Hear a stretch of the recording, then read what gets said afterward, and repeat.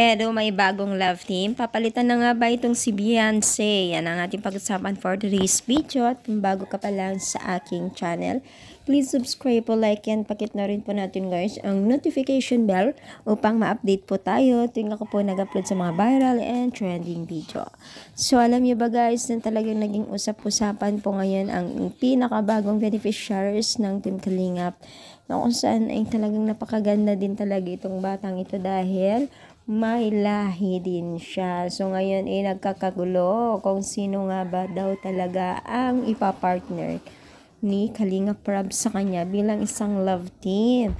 So maraming nagsasabi na itong si Kalingap Edo ay mapapalitan na nga ba itong si Beyonce dahil unang-una ay malapit na daw pong matapos ang pabahay.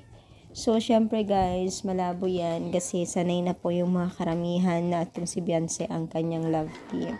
Syempre, as of now, nagmimili pa itong si Kalingap Rab at syempre, maghanap yan na ibabagi sa kanya dahil sa sobrang ganda ba naman, diba? Kita nyo naman, artistahin talaga yung mukha niya at pwede talaga siyang maging artista. Ang ganda niya.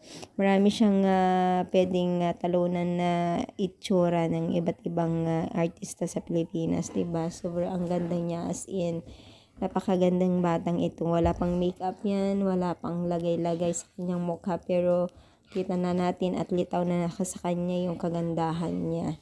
So, swerte siya dahil nakilala ng Team Kalingap at meron na naman maiahon ng buhay at maging magandang buhay, di ba?